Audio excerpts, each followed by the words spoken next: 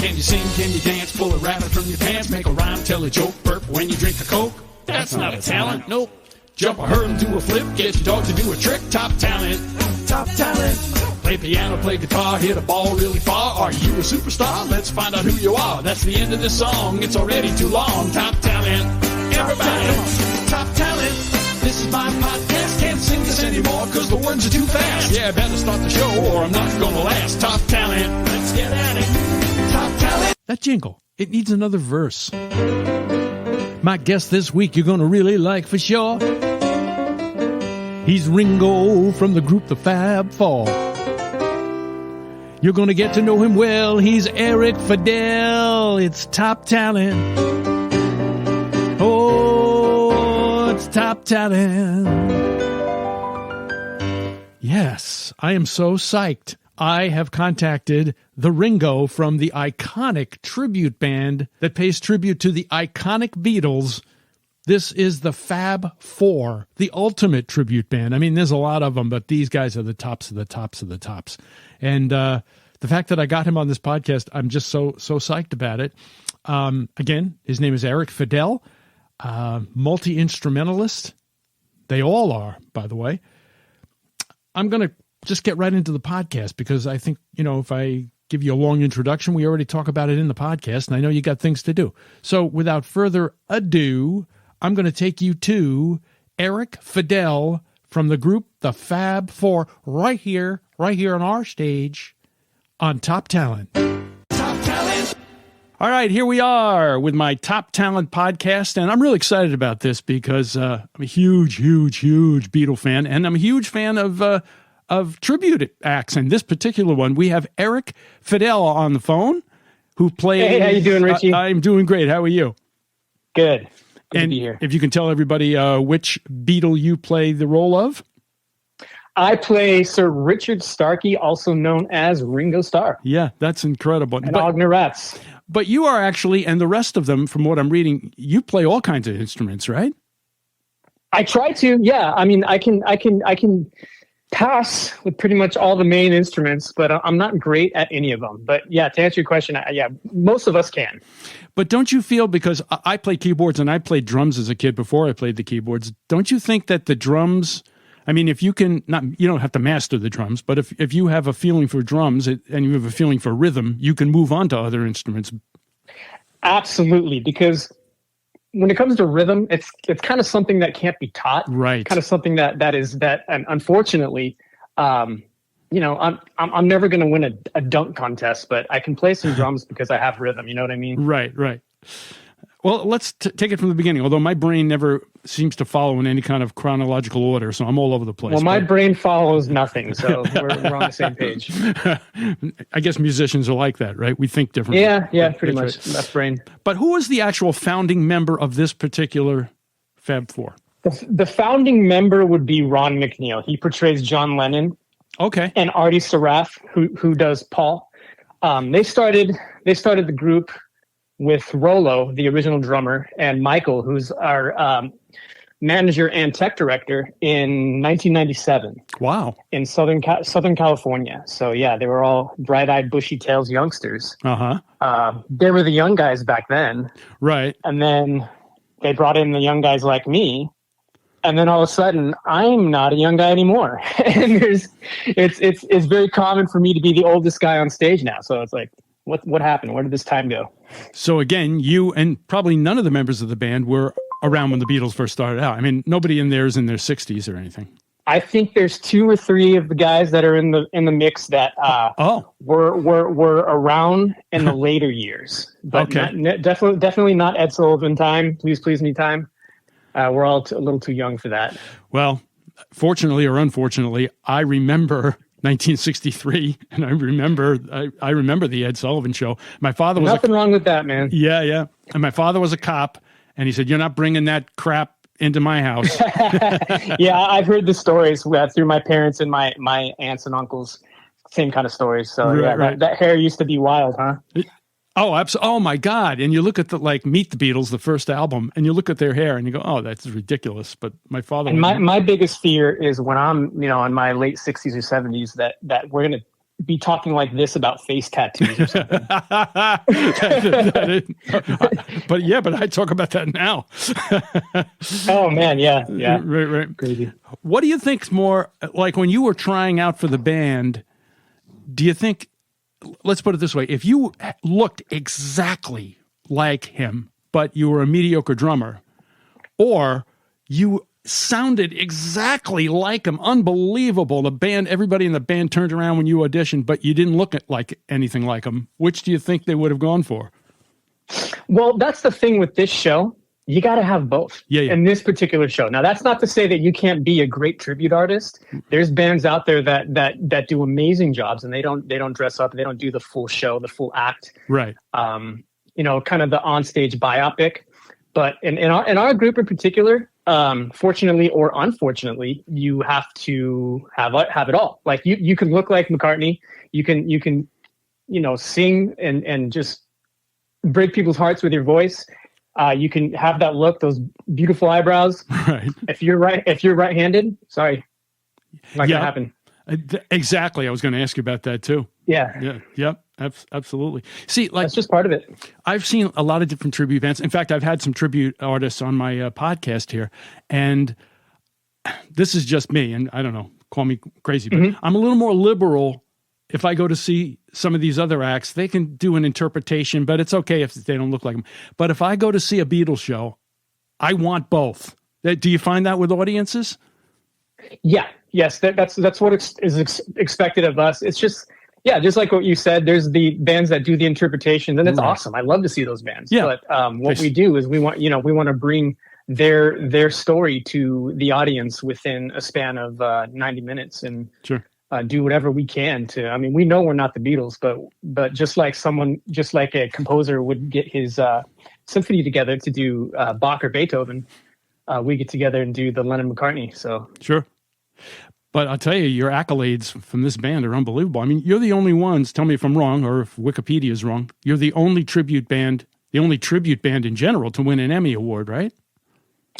As far as I know, yeah. Our PBS show that, it's 10 years old now. Yeah. And we're very proud of that. We got a technical Emmy, and we slap ourselves in the face to see if it's real sometimes, because being a tribute artist and having an Emmy, that's saying something. Now, who gets to put the award on their shelf? Oh, that's Ron all day. He likes that kind of thing. So okay. we let him have it. He grabbed it right away, right? Yeah, he grabbed it and ran.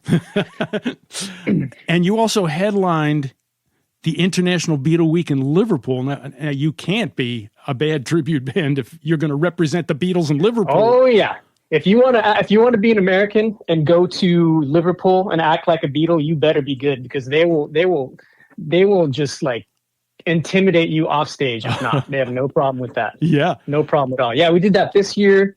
2020, no, not 2020. Nothing happened in 2020. 2019, and I want to say 2012. So we've been we've been there 4 or 5 times. So. It says here 2004, 2008, 2011, 2019, and 2023. There you go. You did your homework. Well, yeah, that sounds right. I'm just trusting Wikipedia again, right? And then there was virtual International Beatle Week. That would have been 2020. Right. So they kind of had some call-ins with the Zoom thing and everything. You know, the world was locked down, and that was the only way to do things. And I'm glad the technology exists, because without Zoom and whatnot, it would have been, you know, a lot more lonely during that time. Sure. Because we did live streams, we did what we could. But it's good to be back on the road, definitely. And it got almost 2 million views, the live stream, right? It did huge. Yeah, a few of them. It always surprises me. Every once in a while, I'll get on YouTube and I'll find, a video will pop up, and I'm like 15 million views. Oh my gosh. That's more than network television at any given time. Wait a minute. I think the decimal point's wrong on my sheet here, because it says 1.5. I got to move that over one step to the right. 15 million. Oh, no, there's a few different, but not the live stream, but like random videos on YouTube will just get that much. I don't know if it's the algorithm or whatever, but sure. Yeah, I like to jump in on the comments and see what's going on, see the nice things and the not so nice things, and kind of have a laugh. Sure. Now, when you were in Liverpool, what did that feel like? You're playing Beatles songs. You look like the Beatles. You are the Beatles for that amount of time, and you're in Liverpool. Did you play like at not in the actual Cavern Club, did you?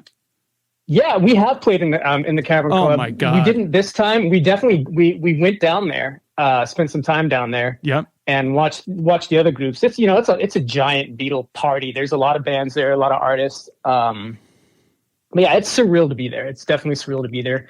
When I remember playing Imagine, not this time because Alan White, the drummer, has passed.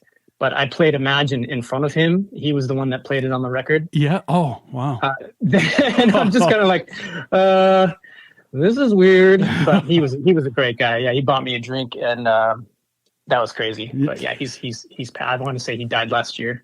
Wow, it's too bad. So when you guys play, if it's like Beatle Week, are there like multiple Beatle groups that come on before and after you? It's that kind of a thing, and everybody's just like, cool yeah. about I mean, there's it's like a festival. It's kind of like there's different stages, there's different venues, and I think where we play, the Philharmonic, is considered a headlining venue. But there's all girl Beatle bands. There's guys that don't speak a lick of English that Yeah. can play the songs phonetically perfectly. It's fantastic, man. If you're a Beatle fan, you got to hit that up at some point. It's definitely Mecca. I did some Googling of the different tribute acts. I wanted to see if I could find some interesting names. Like, have you ever heard it? There's Beetlejuice. That's one of the bands. There's that's a good one. No, but I would love to play in that band. That's good. There's the fantastic. the Better Beatles, so they've rated themselves the Better Beatles. There you go. There you go. Okay. There's the cast of Beatlemania. Okay. There's the Fab Four. Oh, like the Faux Beatles, right? Yeah, that's the Letterman's old band. Bunch of those guys are the Fab Four. Oh, no kidding. Yeah, they're great. They're fantastic. They don't dress up and they don't do like the the note for note diction and sound alike, look alike type thing, but they're really good. Right. Oh, Rain. We've seen Rain here. Rain has been in this area, the capital region. Yeah, that's I guess you could call them our competition. Okay. I'm sorry to bring that up. Oh, no, not at all. Not at all. And there's the I like this one, the Rubber Soldiers. Oh, there you go. I like that one too. That's a good one. That one too. And the yellow Dub Marines. Oh, no, okay, Dubs. And the Yellow Matter Custards, dripping from the dead dog's eye, I guess. Right. Yeah, that's definitely visual. I like that one. Yeah. What era of the Beatles music do you particularly like the best? I mean, do you really like the I Want to Hold Your Hand era, or do you more like the Sgt. Pepper era? I like it all. Yeah. I like it all, but I'm also a glutton for punishment, and I like to get sad and listen to like the end. Okay. Like literally the end, the end, Yeah. that the kind of, what do you want to call it? A melody, I guess. And knowing, I mean, that it's so triumphant. It's so fantastic. All those songs all together, and just knowing that's the literal end. And that would be the last time they all, would put something out together. That's right. And yeah. How did you? It's kind of sad, but it's happy at the same time. But it's kind of like what I like to listen to. Sure. You must have gone nuts with the documentary. Oh yeah. We all did, man. We do this stuff on a nightly basis. So aspects of it could absolutely get old, but I kid you not when I tell you that we are the biggest fans. Oh, sure. Just as much as the people that we're playing for. We're fans. We're fans before we're entertainers. Because if we weren't, I don't think we could bring you the show that we do. Yeah, no, absolutely. Just because like I said before, some aspects of traveling and the grind can get old. Sure. But just knowing that the people out there, whether it's 80-year-old people that remember the Ed Sullivan Show, and then there's 3 and 4-year-olds. My son is 3 years old, and he knows every single lyric, almost every single song. That's it's crazy. Amazing. Yeah. That's amazing. He definitely gave me a little bit of a pep in my step again when he started to realize who the Beatles were, what they were, and just the joy he gets out of that music, and just watching them and watching us. And now he's starting to kind of understand the concept of what Daddy does and what Uncle Artie and Uncle Ron and Uncle Gavin do on stage. And we're not the Beatles. Right.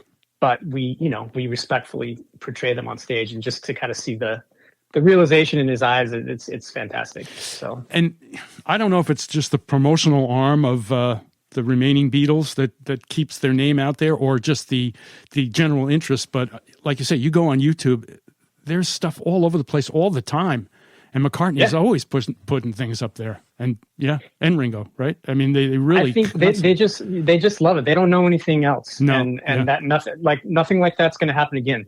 It's a different world. It's a different industry. It's a different time, right? And it just can't be replicated. It happened once, and it's not going to happen again. It's just insane. It's definitely true. You know what always cracks me up as far as the drumming portion of the band, the Washington Coliseum concert with Ringo on that cheap round and facing the wrong way. That is one of the funniest things. I have always wanted to recreate that, just to get a thing that doesn't move well, and have some stagehands come up and try to move it around and be like, I don't know what's happening. Yes, I have that in my notes. I would do that in a second. I would absolutely do that in a second. I exactly wrote that to do why don't you do an experiment? Do that exact thing. Try to recreate that concert with the same amount of screaming people where they didn't hear each other. They couldn't even hear each other. And what's funny is there'd be a lot of people that knew exactly what we were doing. Of course, most would probably be like, okay, what's going on? The drum riser isn't right. There'd be those people that are like, okay, because we did kind of like, you saw the Get Back documentary, right? Yes. We did some of those skits on stage one time, like where we stopped mid-song and Yoko wants to intervene and blah, blah, blah. Oh, great. There were a lot of people that are like, what are they doing? But, we wanted to cater to the real Beatle fans. Right. So. Unless if you're going to do the whole concert was, let's say, a whole half hour is going to be the Washington Coliseum. I mean, if you explained it up front and then, explain what you're doing, this is exactly what happened. I think so. Exactly. Yeah. We recreated the first Japanese concert in Japan. Oh, okay. And there was I'm not sure exactly what he was in Japan, but the person that introduced them, some kind of media presence. I don't know if he was a radio host or what he was, but his son introduced us the same way. So we recreated the whole thing. It was fantastic. Now you're coming to Albany here at the place called the Egg. I don't know. Have you? I think you guys have been to Albany before. Have you ever done? I love that venue. It's it's great. Oh, you've been to the Egg before? Okay. Mm-hmm. I think that one is we're doing. I don't know if you saw. We're doing the entire Rubber Soul album. That's right. It's this Friday. We've been doing that on September 29th at 8 p.m. But I don't know off the top of my head if that one, because we're still doing the regular show too. But I can't remember if the Egg is Rubber Soul or not. Yeah, it does. It says performing the Rubber Soul album.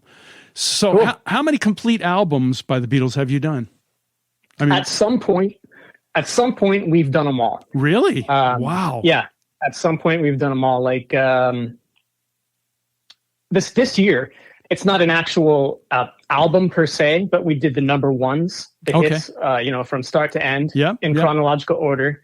And then the year before that, we did all of Sgt. Pepper, and that was fantastic. That was quite a feat. We couldn't really do that with multiple casts because not everyone can play this stuff. So that's kind of a specialty thing that we did. But we all put our heads together and got Rubber Soul together so we can get that going on the road. But Sgt. Pepper, that's been really fun. Sgt. Pepper, you had to really concentrate on the costumes as well, right? I mean, that took a lot. Yeah, I think that is just as important as the music, right? For what we do on stage.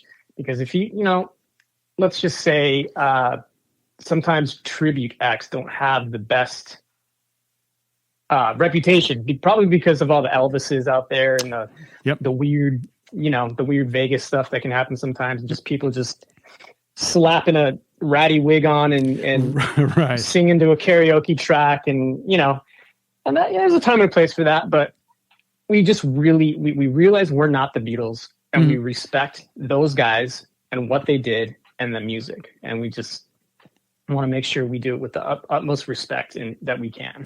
And from a technical aspect, you don't use tracks at all. You guys are playing all live instruments all the time. Absolutely. Wow. Yep. All live. That's Everything amazing. is us four on stage. And for you keyboardists out there, I was also reading that the keyboards there have the exact samples of some of the exact sounds. Mm-hmm. So it sounds exactly like it. I guess you'd have to do that, right? Yeah, definitely. You'd never be able to find the exact sound and try to replicate that, but to go back to like the 60s sound. Yeah, we get as close as we can with that kind of stuff. But sure. Yeah, sometimes one of the biggest compliments we get sometimes is those guys are playing to tracks. Those guys aren't doing it. Wow. Those guys are playing to tracks. That's a compliment. You're listening to Top Talent. You're a very smart person. We'll be back in a moment. There's no sponsor for the show, and that's okay with me. I must be crazy because I do this thing for free. All I ask is that you like and subscribe to Top Talent, please. And now back to the show. I also remember way back then, being a kid in the 60s, that we used to listen to Ringo's drumming and go, that's not that good. And I find that today people revere his drumming. It's been a complete turnaround, because you realize it's not that he wasn't that good. He was there to just complement the other instruments, not take over, be like Cream's drummer or Led Zeppelin's drummer. He knew his place. Do you agree with that? Absolutely. I absolutely do agree with that. He's not a showman. Right. He's not technical, but put four other drummers that have never heard the tune come together without the drums in there. See what they come up with. That's see if right. It's anything close to what Ringo does. That's right. Because it's iconic. Mm-hmm. And how long did it take you to learn?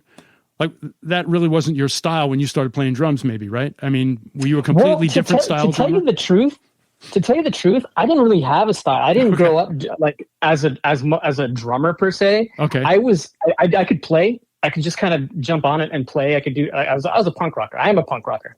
And so I can get on there and bash and do some simple stuff.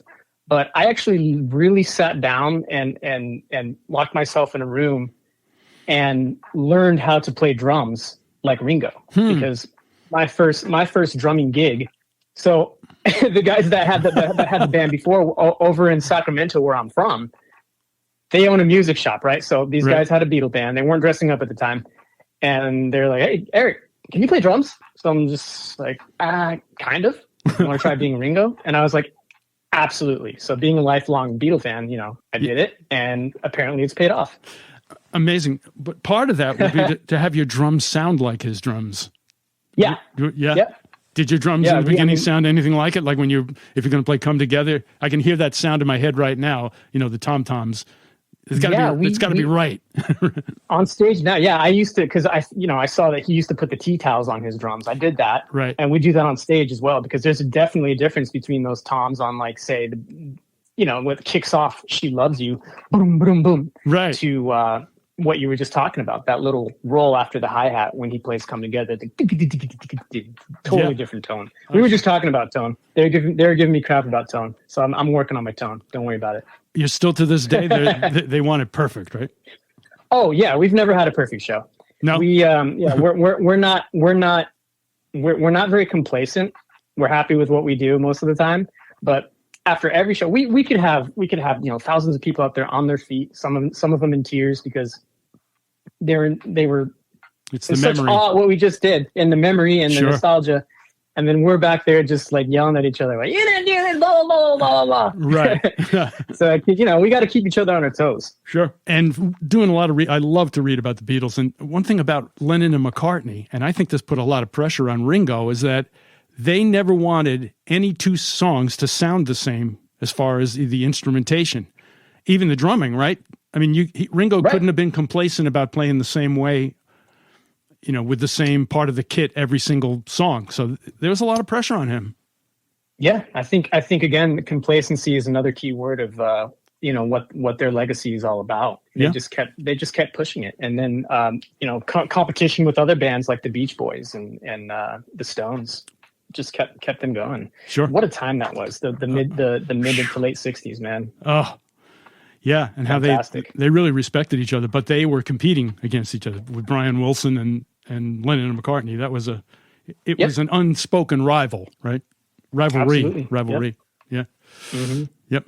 How do you prepare for a performance? I mean, are you at a point right now where you can just kind of walk in and play, or do you guys do a lot of practicing? Yeah, we can definitely wake up and within 5 minutes get on stage and play if we have to. Yeah, yeah. In fact, I have reoccurring nightmares where that happens.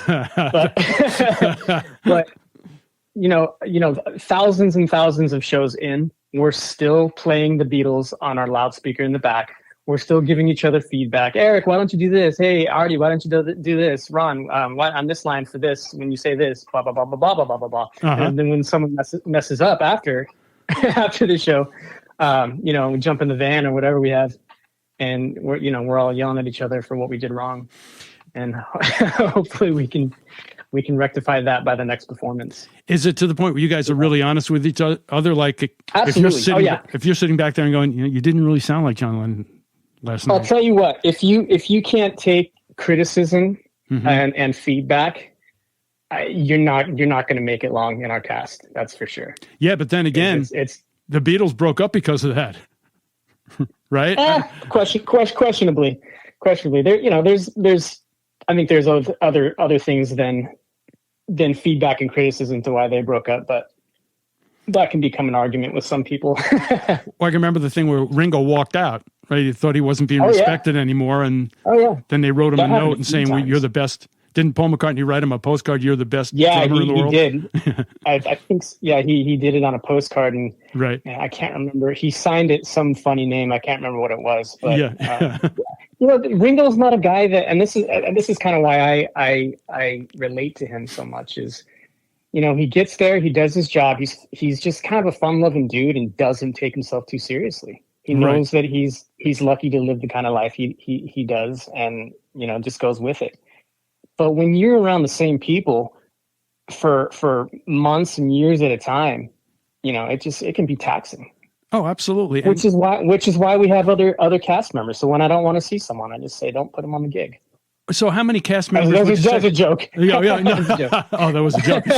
How many cast members are in this whole group? I mean, we have right now, since we're doing so many double bookings, we have probably about 8 to 12 cast members we can use at any given time. Oh, wow. That play in other shows. So, it's people kind of look at the Beatle tribute world as competitive, but really it's kind of incestuous. No kidding. Oh, wow. You just kind of, yeah. Now, as far as the drumming goes, again, I'm thinking all over the place here. I never asked you this. That's all right. Are you left-handed or right-handed? I'm ambidextrous. Okay. I'm an artist as well. It's kind of my second my second hustle that I do. Wow. And a lot of my penciling I do left-handed, and then for whatever reason when I pick up the paintbrush I use my right hand. Really? But to answer your question, when it comes to drumming, I did learn left-handed, basically what he does. It was kind of an advantage to learn the way Ringo plays, because I went from playing the Clash songs, which aren't hard to do, to taking a drum kit, putting the seat as high as it can go, and the toms pretty low, which as you might know, that's completely uncomfortable. It's not comfortable at all. So I'm basically standing there. And then there's a very particular sound he does, especially in the early years with his fills that can only come by leading with the left hand. So I learned all that stuff to play drums. So it's a kind of an advantage there. I remember I had a drum kit as a kid, but I'm left-handed. So I had the snare drum on the right. Mm-hmm. I have the hi-hat on the snare. Yeah, the hi-hat was on the right. My right foot would operate the hi-hat. My left foot would operate the drum. And then I would roll from the right to left, right to left. That's what we call Mickey Dolenz style. That was Mickey. So, yeah. So why was it so tough for him to have to learn to play right-handed? You know what? I don't even know if it was difficult for him. But I think he just kind of got a set, put it to set it up to how he saw it, and learned that way. Interesting. I don't think a lot of people would think to. It's not like guitar where you have to buy an entire different setup to play left-handed, which. By the way, I feel bad for our Paul guys. Most of them are actually right-handed, and had to kind of sit down and learn to play everything left-handed. Oh my and be comfortable doing it. I didn't think about that. Wow. Yep. So they have to string the guitars back. Didn't he do that? He he strung the guitar backwards? Yeah. You can't buy a left-handed guitar. You take a right-hand guitar and you just put the strings on backwards. Oh no, you can buy left-handed guitars. Oh, you can. Yeah, absolutely. Mm-hmm. But you can, because I'm left-handed, but I've messed around with the guitar and I cannot play the guitar left-handed. You should just buy a cheap one, lefty, and it'd probably be a lot easier for you. And then I don't know, but I was used to. I've learned like the C and the F and the G and the D chord with my hand. My left hand, but I don't know. I don't know if I could switch it. You can be a McCartney guy in our group then. I'd love to sit in on one song. I can play Lady Madonna on the piano, but I love that song. Oh, I just love everything. That's a great song. But that's my other recurring nightmare is people want, like, I'm in McCartney's uniform and I'm about to go on stage and like, okay, stop the press. What's going on? You have Beatle dreams. I love it. I do, man, because it's hilarious. Because I sing naturally more like McCartney than I do Ringo. And, I play bass better than I do drums. Right. So it's kind of, I don't even know. Now, I just go where I'm wanted. Sure. When you guys talk, do you talk with British accents? Obviously you do, right? On stage, yes. Yeah, you do. We do. Right. Mm-hmm. We'll go in and out on interviews if we're dressed up, but yeah, we do the whole shebang on stage, definitely. But I have good friends that live in England. We met them on vacation, long story short, and they came and stayed with us, and then we stayed with them, and oh my God, they took me to Abbey Road and everything else. Yep. But we always goof around with each other. I try a British accent, and they go, "That's not right," Did that take a while too? Every part of your show has got to be authentic. If you're not sounding like, totally British, I'm sure there's British people in the audience that are going to go, "Oh my God." Yeah. Again, and like we were talking about before, especially in Liverpool. Oh my God. Yeah, absolutely. Yeah. I saw this little bit of trivia, again, being very random here, but the owner of the Colts bought Ringo's drums from 1963. Did you see that? He bought his Ludwig Oyster Black Pearl 3-piece drum set, and he paid $2.25 million. For the kit? For the kit.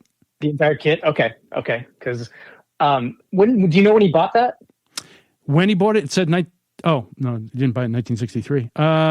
No, I don't know how recent this was, but I did see it.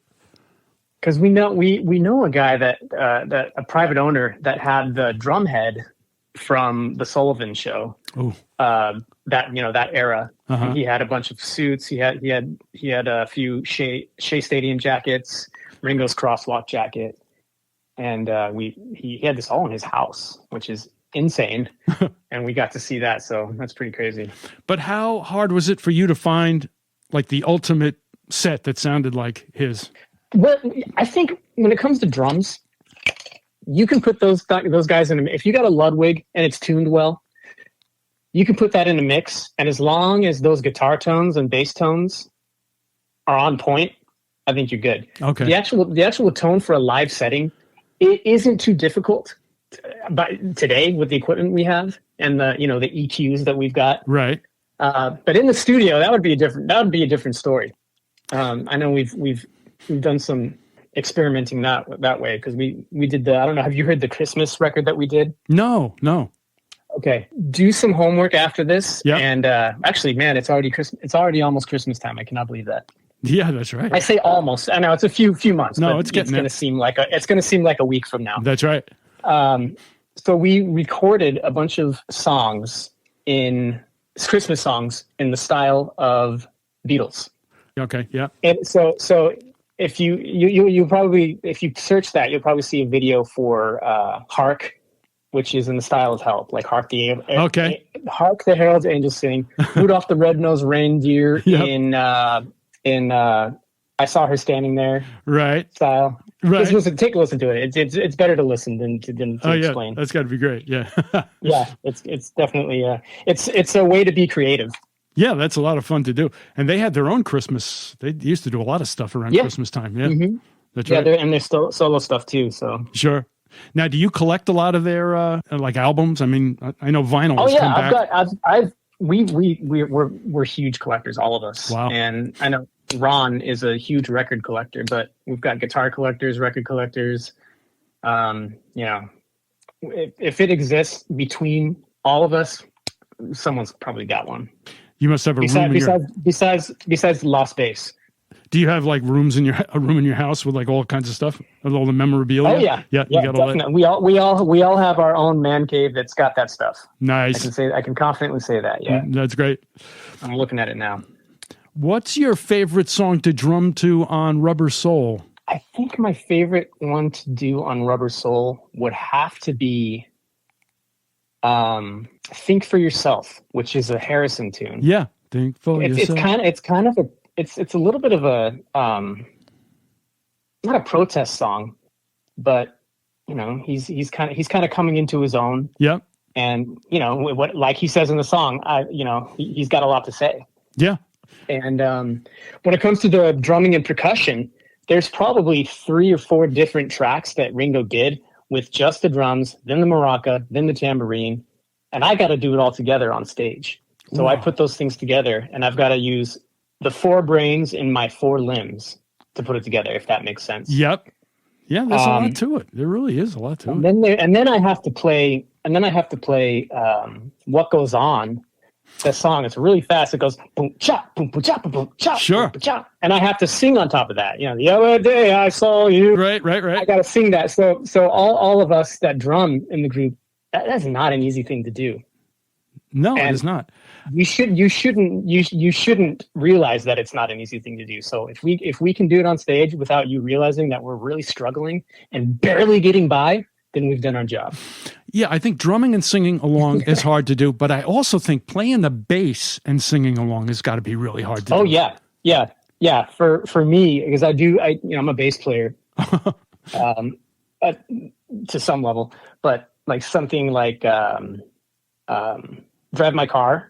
Yeah, that's all over the place. While you're singing. Oh, how do you do it? I know. I don't know how he did it. Day Tripper too. Two like songs. Oh yeah. Playing that stuff while you're singing it. Yeah, it's not like easy. Patting your head and rubbing your stomach, right? Exactly. Yeah. Although we all do that together before we go on. He was really almost forced into playing the bass in the beginning, right? McCartney. Yeah, that's typically what happens with bassists and drummers. Yeah. If you can do it, you're the guy that's got to do it, right? That's true. That's really true. And he's still going strong. God, he's going to do a world tour again, right? Yeah. Ringo's on tour now. Ringo too. Paul's. I think. I mean, they got to get together for at least a few shows before they call it quits. And those two guys, they're still so youthful, and they still just, you can see the love of the game when they're on stage. Oh, absolutely. Both of them. They're fantastic, and it's great to see them together even today. Yeah. Oh, they make a lot of people happy. It's a real thrill. It really is. And yeah, I was thinking of another piece of tension that might have been in that band, although maybe not spoken. Well, a couple of times I think it came out, because McCartney himself is a decent drummer. Yeah, he can play. And didn't John Lennon one time, because he was always sarcastic, didn't John Lennon make a comment like, actually Ringo isn't the best drummer in the band? Or something like that. Yeah, he ticked everybody off. Is Ringo a good drummer? He's not even the best drummer in the band. In the band. Yeah, that's definitely a Lennonism. Yeah. But I would find it hard. I would find it hard to believe that Ringo's heart rate even moved when he heard that. Like, I don't think he's the type of person that took it seriously. That would bother. No, okay. I don't think so. I don't think so. Because back in the USSR, McCartney ended up playing the drums on that. Yep. Wow. Yeah. Can you think of any other songs from the Beatle era that he ended up sitting in on the drums? I don't know. Ballad of John and Yoko. Okay, that's right. But that's there's late in the game. There? Yeah. I can't think right now. Yeah. Huh. So many more things we could talk about. That was when he left for a while. Right. Exactly. So the drums. He's such a character, man. The drums really, if you were going to sit down tonight and play something of all the instruments you play, the drums really isn't your first instrument, then, which is amazing that you're in this band. I would say now, I would say now it is. I guess basically for this gig, I'm just grateful to be there because I don't look anything like Ringo. I thought you looked a little bit like Ringo. Well, I go into an hour and a half of makeup. Oh, okay. So, okay. So that's where I get into Zen mode before I get ready for all the abuse that's about to come. That's a good question. So is there like an hour and a half of makeup for everybody? Is that much makeup? Not for everyone. Everyone else kind of like Adam, our Lennon, who will be at the Egg. He just, he'd throw on a wig and he looks like he could be Lennon's son today. Yeah. Okay. Artie, our McCartney guy, just kind of naturally has those larger eyes. Yeah. And he does look like eyebrows and. Yep. For me, I get a TV movie quality prosthetic nose put on my face, and sideburns, and blue. I've got blue contacts, and I go from Erik to Ringo within about an hour and a half. Oh, because that's kind of when I get ready for the show in my head, just kind of listen to music or a documentary, whatever it is, and then get ready to rock. Well, it's pretty realistic because I did see a picture and say, well, his nose does look like it. But there's some A B pictures of me out there that you can see how different it actually is, because it's pretty drastic change. Wow.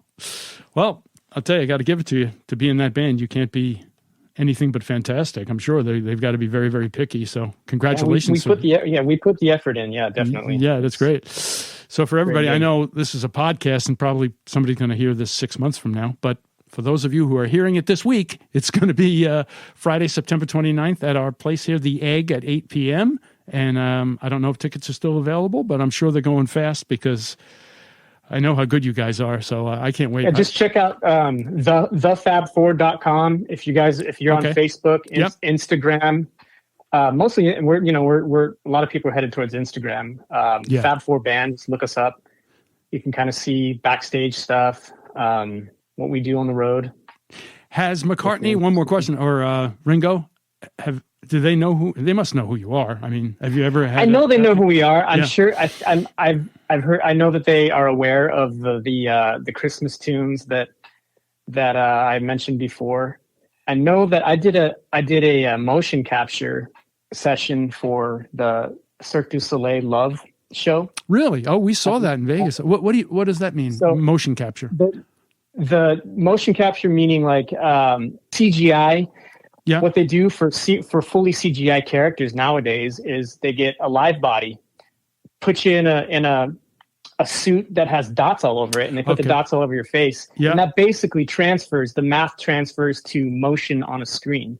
Gotcha. Now, this is just kind of like the short story. And they can pretty much make you any character that they want. So basically, we did that for the Beatles Rock Band game. Wow! Years back. No kidding. Boy, that's a tribute to you guys too. It's kind of trippy. And then we actually started incorporating that into our Rubber Soul show. So we're playing to the Beatles, but also playing to us on stage. Yeah, it gets a little confusing. But going back to the initial question, I know he had to sign off on my body and the way I play or something like that. So yeah, whenever you see Ringo on the screen at the Vegas show, a lot of times it's me. Wow. And actually, that's what some artists are complaining. The other guys as well. Actors are complaining about now. That they can digitize the person's voice and digitize the person's body and use them forever. So you should be getting royalties. I'm going to be your agent. Yeah, this was way before that, but AI is a little different, but yeah, it's getting scary out there. I know, it's really scary. What they can, with all the deep fakes and all the weird stuff, and pretty much, well, at some point within the next 10 years, we'll probably just be sitting in a room backstage while artificial intelligent figures are on stage. I know, it's coming. Being the Beatles. That's I don't know, man. Well, I did we're living out the Terminator. I did like the one thing that McCartney did in his concert where he has John Lennon on screen and they sing together. That is great. That's fantastic. That was really well done. Yeah. That's amazing. Yep. We all got it spoiled on social media and YouTube, that whole moment in the show. But either way, I mean, I can watch that 100 times over and it's still special. Well, Erik, I don't want to hold you any longer. Thank you so much for being part of this, and really good luck. Good luck Friday night here. All right, Richie. Thanks for having me, my friend. Thank you. And best of luck to you. Thanks again. Check out the website at hirerichie.com. He is on Facebook at Ricky Phillips and Twitter at RymanRichie. Thanks for listening, and please subscribe and leave a comment. He reads them in bed. It makes him very happy.